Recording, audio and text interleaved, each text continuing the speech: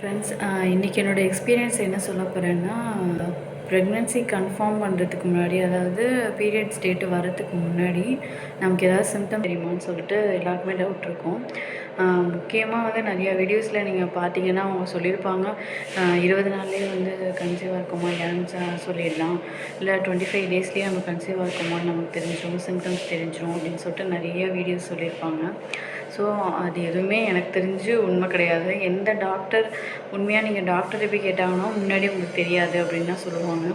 எப்போ நமக்கு periods miss ஆகி நம்ம ஒரு அதுக்கப்புறம் 10 டேஸ் இல்லை 5 டேஸ்க்கு அப்புறமா தான் நமக்கு ஏதாவது சிம்டம்ஸ் தெரிய ஆரம்பிக்கும். ஸோ நீங்கள் வந்து நமக்கு மயக்கம் வருமா ப்ரெக்னென்சி கன்ஃபார்ம் பண்ணுறதுக்கு முன்னாடினா, எனக்கு மயக்கம் வந்தது கிடையாது. பீரியட்ஸ் பெயின் தான் இருந்துச்சு. வாமிட்டிங் கிடையாது, நாசியா கிடையாது. வெஜினல் டிஸ்சார்ஜ், முக்கியமாக அந்த வெஜினல் டிஸ்சார்ஜுக்கு வந்து எப்படி இருக்கும் அப்படி இருக்கும் அப்படின்னு சொல்லுவாங்க. இம்ப்ளான்டேஷன் ப்ளீடிங் இருக்கும் அப்படின்னு சொல்லுவாங்க. ஸோ எனக்கு அதுவும் இருந்தது கிடையாது. பிரெஸ்ட் சேஞ்சஸ், நிப்பிள் சேஞ்சஸ் இருக்கும், பிரெஸ்ட் பெயின் இருக்கும், இல்லை பிரெஸ்ட் சேஞ்சஸ் இருக்கும் அப்படின்னு சொல்லுவாங்க. பெருசாக இருக்கும் அந்த மாதிரிலாம் சொல்லுவாங்க. அதுவும் கிடையாது. பிரெஸ்ட் பெயின் வந்து நமக்கு பீரியட்ஸ் ஆனாலும் இருக்கும், கன்சீவ் ஆனாலும் இருக்கும். நமக்கு பீரியட்ஸ் டேட்டு தள்ளி போனதுக்கப்புறம் தான், பீரியட்ஸ் மிஸ் ஆனதுக்கப்புறம் தான் நமக்கு எல்லா சிம்டமுமே தெரிய ஆரம்பிக்கும். மோஸ்ட்லி வந்து 20 டேஸ்லலாம் கண்டிப்பாக கண்டுபிடிக்க முடியாது.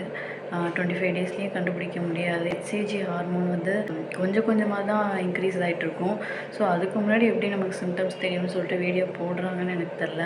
ஸோ அதை நினச்சி வந்து நமக்கு 20th டேலேயே நம்ம கன்ஃபார்ம் பண்ணலாமா, ஒருவேளை இப்படி இருக்கிறனால நம்ம ஒருவேளை கன்சீவ் ஆகிருக்கோமா அப்படின்னு சொல்லிட்டு நீங்கள் கன்ஃபியூஸ் ஆகிக்காதீங்க.